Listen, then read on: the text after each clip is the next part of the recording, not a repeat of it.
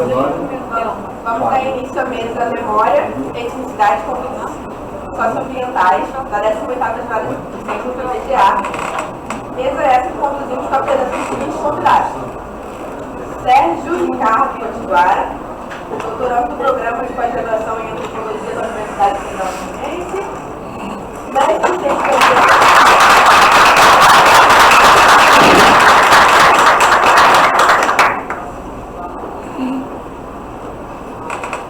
Daniela Velasquez,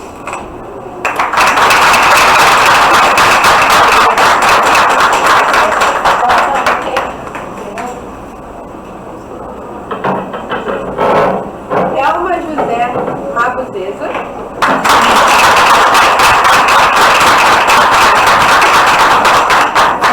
Coala,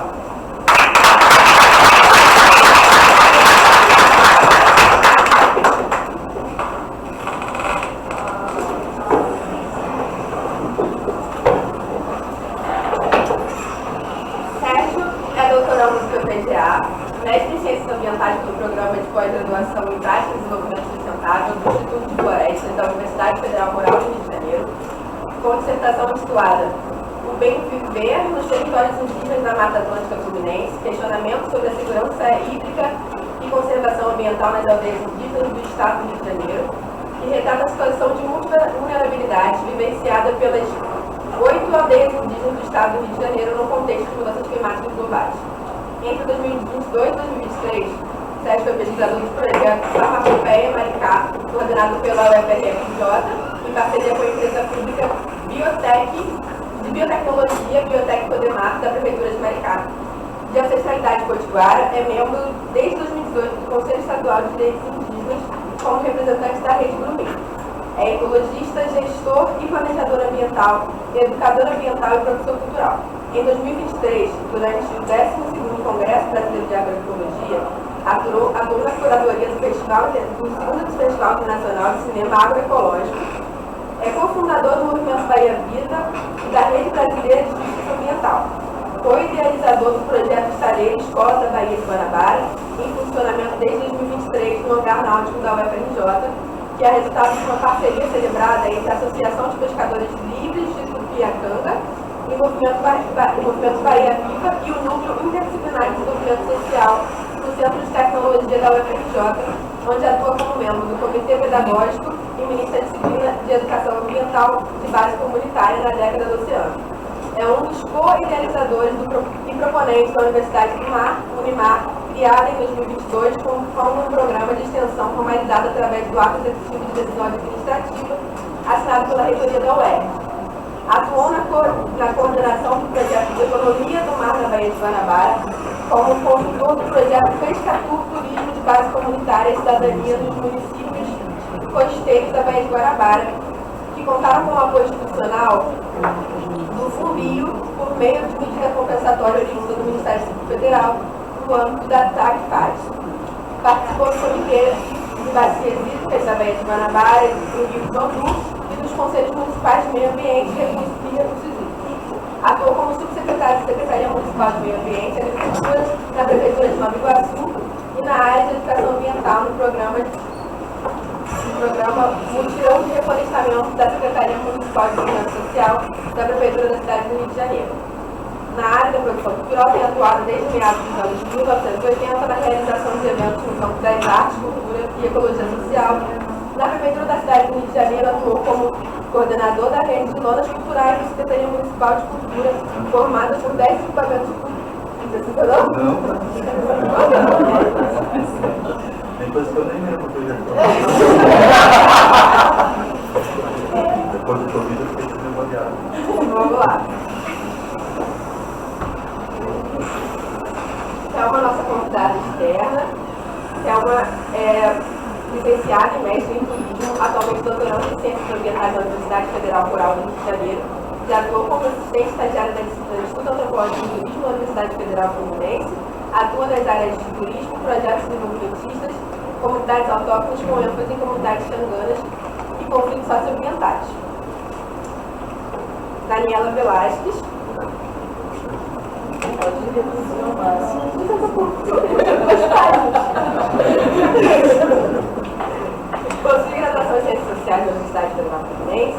mestrado e doutorado em antropologia na Universidade Fluminense, realizou um período de doutorado sobre isso na École du Institut en Ciência Social, é pesquisadora vinculada ao Núcleo de Estudos Fluminense do Pesquisa do PEP e ao Instituto Nacional de Ciência e Tecnologia, e nesse DNA tem experiência na área de antropologia, sobre a cientificidade, identidade, atuando principalmente com populações tradicionais, remanescentes de quilombo, reconhecimento, cidadania e antropologia econômica. O aula solicitou uma apresentação um pouco diferente, vou falar comigo e depois falar o texto que ela nos enviou. Koala, liderança indígena da etnia Apurinã, do México Purus, no Amazonas, artista, educadora, produtora cultural, antropóloga contracolonial e ativista de direitos humanitários. Atualmente pesquisa retomadas e rituais com o costume da Paz de Olivença, na Bahia, doutoranda em antropologia com sanduíche na Universidade de Sorbonne, mestre em educação pelo Instituto Federal do Rio de Janeiro, Rio Grandense, mestre em antropologia pela Universidade Federal de Pelotas, bacharel em Direito pela UCPEL, licenciada em Artes Visuais pela UFPEL, consultora coletiva Cuidosa Alma, consultora da Resistência Artística Iranha ainda, do Rio Grande do Sul, do Festival de Cinema Ruídos Queer de São Paulo, conselheira do Portal Catarinas, cofundadora do Instituto Cubigari, consultora da ABIA, Articulação Brasileira Indígena dos Antropólogos, membro do Comitê Grupal Científico da ABA, cofundadora da coletiva Ativismo Indígena e CEO da FEMEN. Agora, só um minuto, entendendo o pedido por complemento dessa apresentação. Nas teias oníricas da mente, um pesadelo se desenhou, com a aula e sua essência maltratada nos corredores da casa acadêmica, um espaço que deveria ser sagrado, este sonho, sombras de preocupações, ecoa em dúvida de um tempo que ainda clama por justiça e inclusão. Em meio a essa inquietação surge a resistência, como um mantra que ressoa a alma do adversário. Não nos rendemos aos planos da branquitude, não nos deixamos aprisionar pela casa grande que tenta silenciar vozes. Essa é Koala.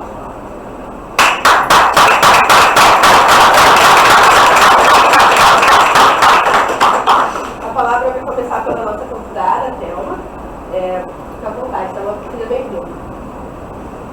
Obrigada, gente. Que responsabilidade. Eu não sei como dizer.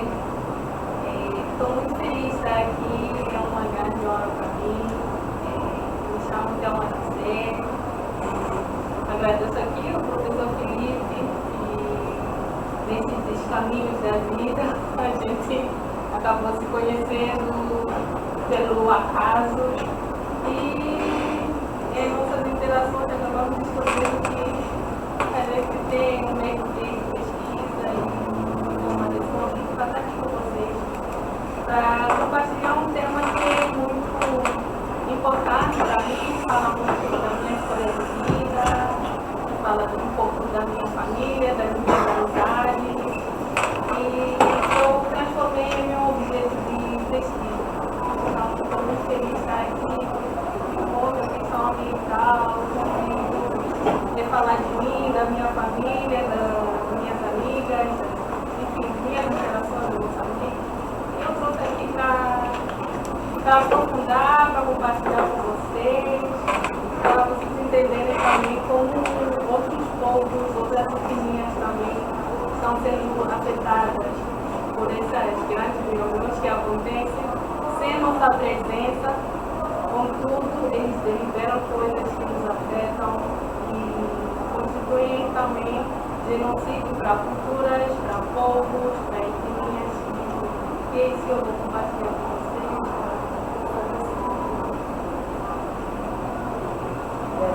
Pode compartilhar, no 20 minutos. Tá. A minha apresentação eu mandei.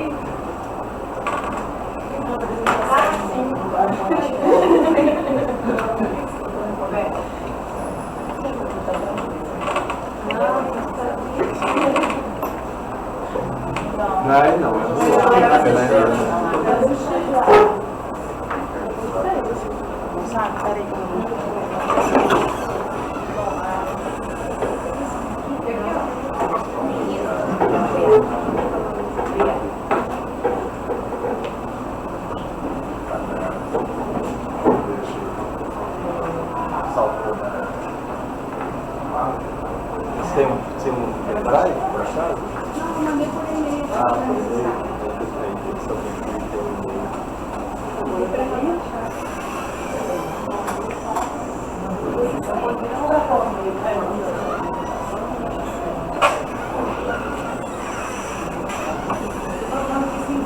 enorme também. Alguém. Vocês acham? Acho uma Você tá ótima sem A apresentação dela, Da Thelma? Isso. Ela falou que ela mandou por e-mail. Tá, não, vou abrir aqui agora. eu acho que sugiro enquanto abre, Vamos começar com os dois chats, então? então não sou eu. Desculpa, meu amor.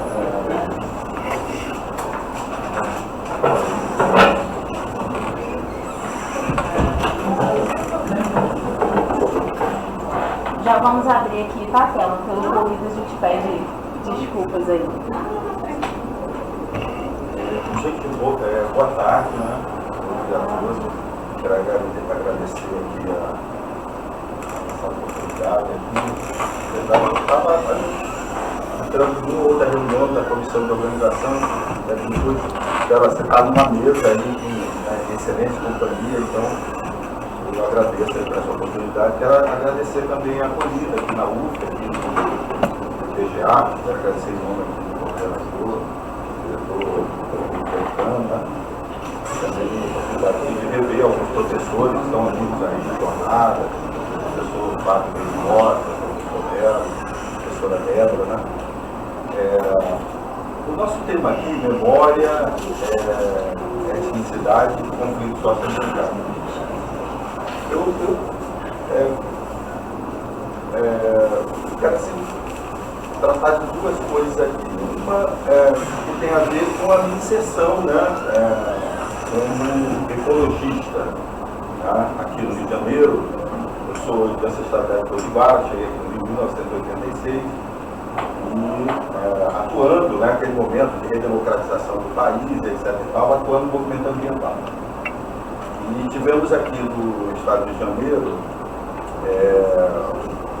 uma experiência muito importante, né, em termos de mobilização de vários coletivos. Eu diria assim, tivemos, porque a meu ver, né, a partir dos anos 90, a partir do neoliberalismo, né, o próprio movimento ambientalista, né, a minha perspectiva, tá, no Brasil, mas também aqui no estado do Rio de Janeiro,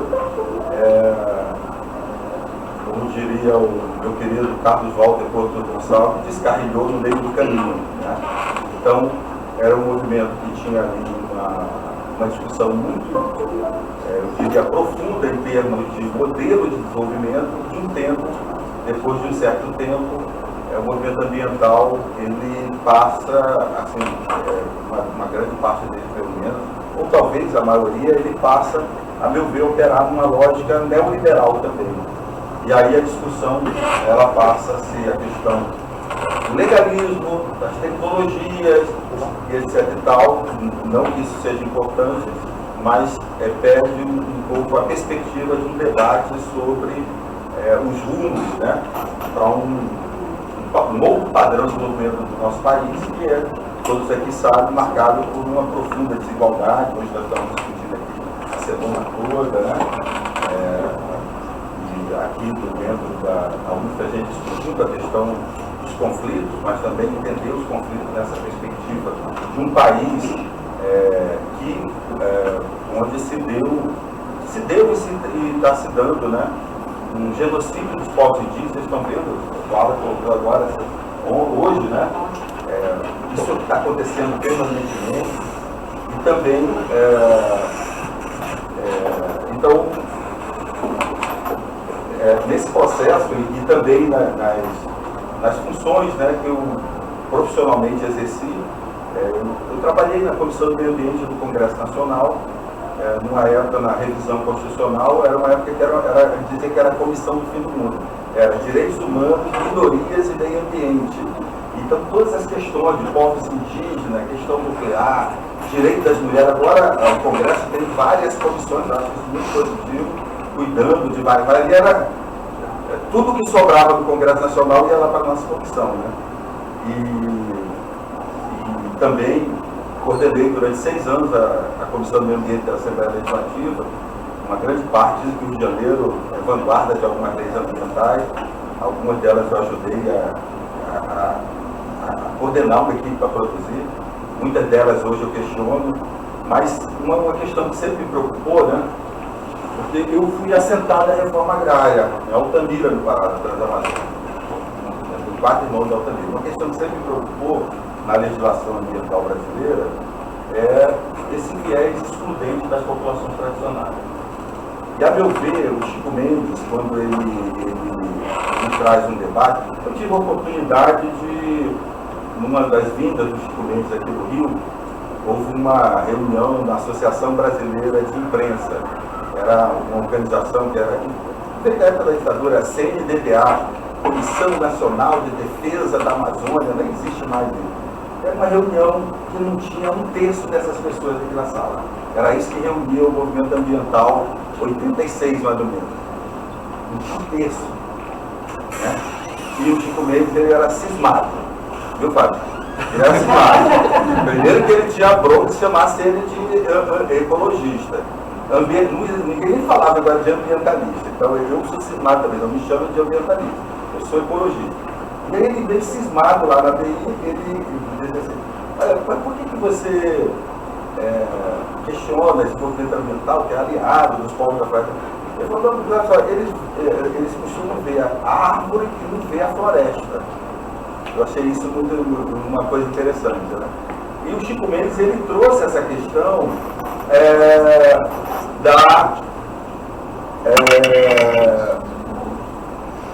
da floresta com gente, né? Depois, né, na aliança, por isso que eu acho importante, ontem foi muito destacada essa aliança dos movimentos sociais, das populações tradicionais, com a academia, né? Porque ele foi sistematizado ali com a Meira Legrete, outros pesquisadores da Universidade Federal do Pará, e esse conceito, por exemplo, da reserva extrativista, né? Era uma ideia de desenvolver a floresta, manter a floresta em pé, né? E o que gera mais emprego é o açaí, é a borracha, é o óleo de copaíba, por sinal aqui, nosso pajé tem, né? Aqui embaixo, e não correntão, a queimada, o desmatamento. Então ele trouxe essa discussão. Mas infelizmente, o trabalho da professora Débora Bronx, ela apresenta esse aspecto de uma forma muito contundente, né? Outros autores, é uma legislação que ela é excludente das populações. Então, eu, assim, sem conhecer a legislação ambiental, sem ter tido a oportunidade de estudar um pouco, sempre me inquietou isso, né? A ideia de ter proteção de manguezal, sem pescador, de proteger a floresta, sem ter as populações indígenas, os agricultores, enfim. Então isso sempre foi uma questão, né, que eu considero que está no campo do racismo ambiental. Então essa legislação, esse é um problema. E está cheio de gente na área ambiental que defende essas ideias. Isso é uma coisa. Nessa trajetória também, nós participamos aqui na UF, aqui no Campo Graguatá, da fundação de uma organização que, a meu ver, estava muito despertada no movimento ambiental, mas que trouxe um alento. Foi a Rede Brasileira de Justiça Ambiental. Esse movimento de justiça ambiental, gente, ele nasce nos anos 60, naquele contexto da luta por direitos civis, uma luta muito importante, né, contra um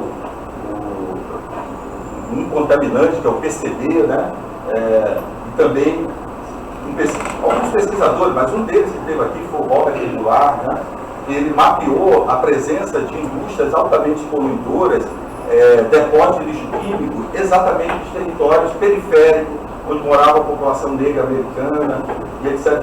Então, isso é um método de pesquisa, mas também é um movimento social. Então, a meu ver, o movimento de justiça ambiental, e aqui no Brasil nós tivemos um dos resultados desse movimento, é um trabalho que vocês podem ver na Fundação Oswaldo Cruz, no site, que é o Mapa de Justiça Ambiental, que começou com 72 casos, e há poucos dias falamos com o professor de conflitos ambientais, Mapa de Conflitos Ambientais. Aquele tinha um nome gigantesco, e depois agora está conversando com o professor Marcelo Filho, que foi um dos pioneiros desse trabalho. Ele falou, Sérgio, agora nós já estamos com mais de 700 casos. Eu falei, mas que bom. Ele falou, pois é, lamentavelmente, né? Por quê? Porque é isso. E esse mapa de conflitos ambientais, ele também ele foi produzido, a meu ver, uma cooperação Fiocruz, o IPU, com metodologias muito interessantes, né? E indo aos territórios, os bolsistas indo aos territórios, equipe multidisciplinar, que também é uma outra questão, que é um grande desafio, né? Muitas vezes a gente fica preso ali nas caixinhas dos nossos conhecimentos ou pseudo-conhecimentos. Então, eu achei muito interessante isso. Tinha gente da área de cinema, gente de sociologia, de várias áreas, de planejamento urbano, etc. E tal. O pessoal da Fiocruz, que é da área da saúde coletiva, né? Ou da saúde única. E esse é um trabalho que é uma referência e ali um levantamento de uma documentação muito grande, né? Mas, assim... Então, mas uma questão que tem a ver com esses conflitos ambientais aqui no estado de Janeiro. O Rio de Janeiro, eu estudei no IUPERJ, né? Então, o meu ex-professor, o Mário Osório, economista, ele sempre fala assim: o Rio de Janeiro vive uma decadência desde os meados dos anos 80. E aí ele mostra lá os gráficos, e Minas Gerais, São Paulo, não sei o que, até o Espírito Santo gera mais emprego formal, com carteira assinada que o estado do Rio de Janeiro. Então ele diz que desde meados dos anos 80 é a decadência econômica do Rio de Janeiro. E tem algumas questões sobre isso, né? Um dos resultados, além da desigualdade aqui que a gente vê, tem a ver com a juventude, tem a ver com o genocídio dos jovens. No estado do Rio de Janeiro, de cada 3 jovens, 2 não estudam nem trabalham. Isso acho que é a maior prova de uma falência de uma sociedade. Se a gente for botar na ponta do lápis os jovens que são assassinados, nós sabemos que esse jovem tem CEP, tem cor, né? Tem faixa de renda, e essa é uma questão que me chama muita atenção. Por quê? Porque entra eleição, sai eleição, programas, governo, eu nunca vi no Rio de Janeiro um programa consistente para pensar na questão da juventude. E aí, trabalho com os pescadores, né, artesanais, já há bastante tempo, criamos aí esse estaleiro escola, a Ilha do Fundão, um galpão enorme, que eu quero convidar aqui vocês a conhecerem. Estão lá mestres, pescadores, mas também com doutores da FRJ, reaprendendo a arte de construir as embarcações de pesca, né? E o filho do pescador, o neto do pescador, não quer ser mais pescador. Há poucos meses atrás, estive na casa de Wilson, que estava aqui ontem, e ele falando isso, esse é um problema sério, porque como é que é?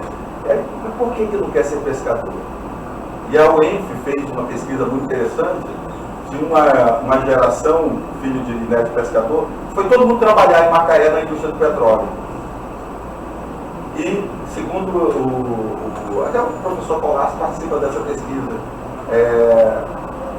uma parte dessas pessoas estão voltando porque viram que aquele Eldorado da indústria do petróleo não é bem assim. Não é bem assim. Aquele dinheiro, assim como se ganha, vai embora. E uma das discussões que está sendo feita aí, eu estou participando de um grupo de trabalho aí no Ministério da Pesca sobre um programa que o governo federal espero que lance, né?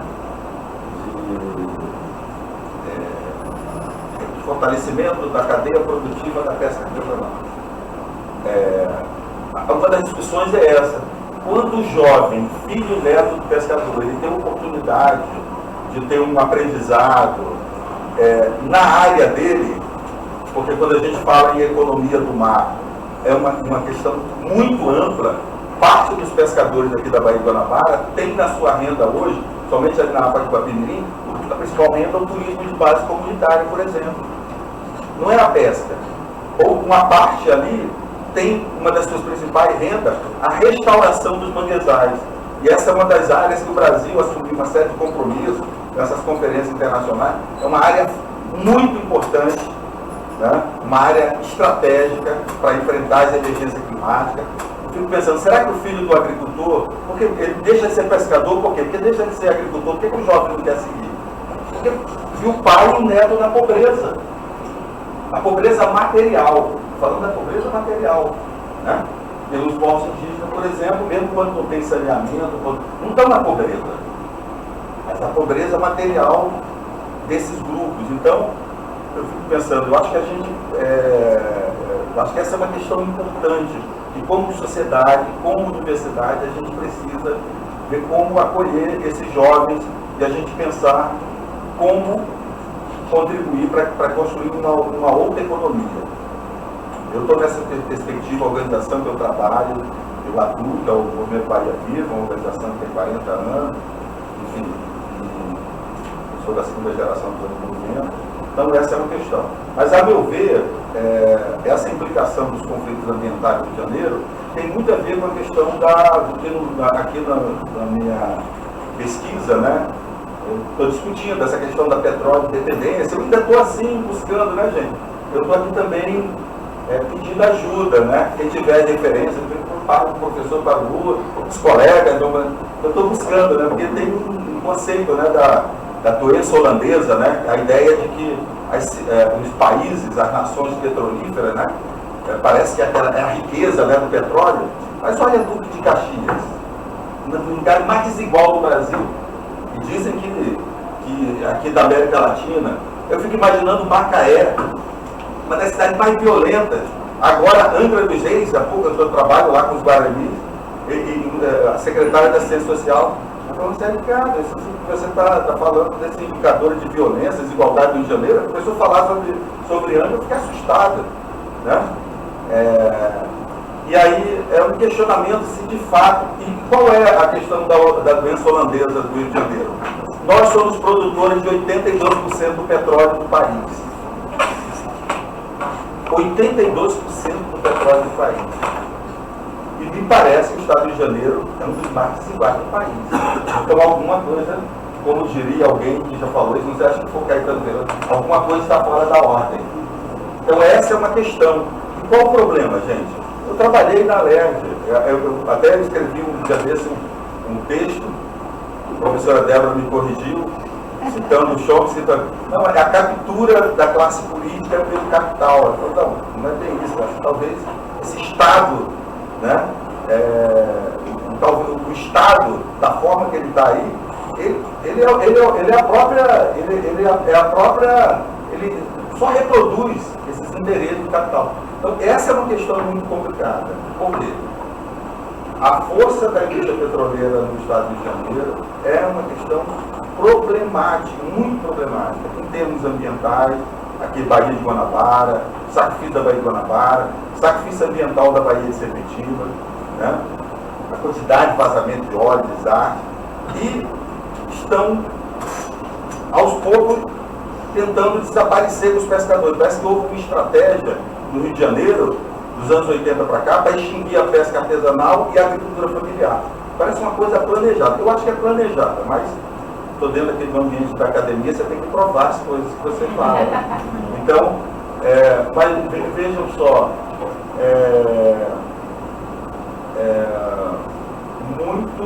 muito complicado, né? E os pescadores, é uma das discussões que eu trago, né? O meu trabalho aqui, então, ele na rural, me veio essa questão aí dos povos da Mata Atlântica. Eu quero trazer aqui para a UF esse debate dos povos da Mata Atlântica. Os povos da Mata Atlântica é um conceito amplo que na literatura, na antropologia e nas ciências ambientais está muito vinculado aos Guaranis. Mas não são só os Guaranis, no meu entendimento. O Estado do Rio de Janeiro não esquece disso. Isso aqui é a terra Tupinambá, mas não tinham só os Tupinambá. O livro do meu colega do Bahia Vivo, o historiador geógrafo Marcelo Santana Lemos, ele fala da presença dos coroados, dos curis, tem todo o movimento de retomada curi. Os Guaranis, e aí me choca quando eu estou trabalhando lá em Maricá, mas os Guaranis, e vindo de gente do movimento ambiental, e vindo às vezes até de pesquisadores, muitos deles até meus amigos. Não, mas eles são estrangeiros, eles não são de Maricá, eles são estrangeiros. Eu falo, gente, esse caminho que o teu carrão passa foi aberto pelas migrações guaranis. Então, uma série de coisas. E às vezes nos últimos anos, eu publico uma coisa aqui, outra lá, no jornal, na rede social. Às vezes eu recebo, até hoje ainda acontece isso. Agora, dia 12 e 3, fizemos um evento da Fundação Oswaldo Cruz, com as lideranças das aldeias. E aí, você tem razão que tem Guarani, tem aldeias indígenas no Rio de Janeiro? Tem. Então, o Rio de Janeiro, ele esqueceu essa sua ancestralidade. e às vezes até nos nossos ambientes, no movimento social, as pessoas questionam isso. Isso foi cada vez mais me trazendo uma inquietação. Assim, eu falei, gente, mas como pode isso? Então, assim, aqui dentro da minha, assim, a contribuição que eu posso dar, que eu quero dar no meu trabalho, foi natural, e aqui também ajudar um pouco nesse processo de revelar isso. Não eu teorizando sobre eles. Não é esse o meu objetivo. Aqui é porque nós estamos na jornada, eu estava falando para você. Eu recebi um convite ano passado de um departamento aqui, não vou dizer o nome, e outro da UFRJ para falar sobre os indígenas. Eu falei, mas vamos levar os indígenas, vamos levar um movimento. Não. Aí saí, um deles me mandaram card, e aí só tinha minha foto. Eu falei, não, mas eu não vou, porque eu não posso ficar falando pelas fotos de. Eu não falo pelos pescadores. Entendeu? Então, eu acho que essas são as questões que a gente precisa, né, precisa trazer, e o grande desafio do Rio de Janeiro é essa questão dessa petróleo dependência. Aqui a coisa é meio mais complicada. Por quê? Na minha trajetória do Rio de Janeiro, dos anos 80 para cá, eu tive vários colegas ecologistas do Rio de Janeiro assassinados. Eu posso lembrar de vários aqui. Seu Edmundo de Maridá, Wilson conheceu, o Álvaro, o André, outro, não vou ficar falando das desgraças aqui, mas isso não ganhou repercussão nenhuma, ameaças, milícias, etc e tal, outras coisas. Então, é muito complicado. Por quê? Porque onde tem essa riqueza, essa petróleo dependência, e aí o movimento de justiça ambiental, eu vou fechar com ele discute essa questão, provoca não só o empobrecimento das populações, essa riqueza não chega à maioria da população. Tem um processo de desestruturação sociopolítica, social, de desorganização, de cooptação do movimento social, no fundo, essa riqueza ajuda a desorganizar sociedades que são muito frágeis, com os históricos que nós temos, de colonialismo, de escravidão, etc. Então, a princípio era isso. Não preparei nada, gente.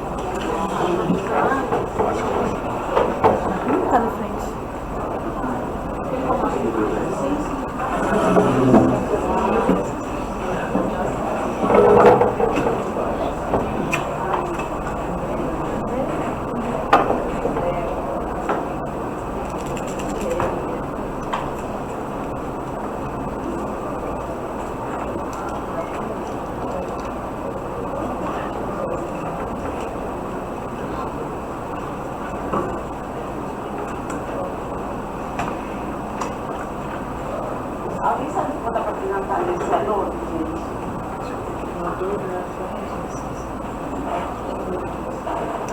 Esses 3 pontinhos aí em cima.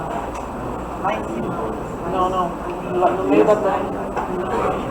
No alto e no meio. Do lado de assinar ele durante a vida. Isso? Isso. Não, minha folha é duas.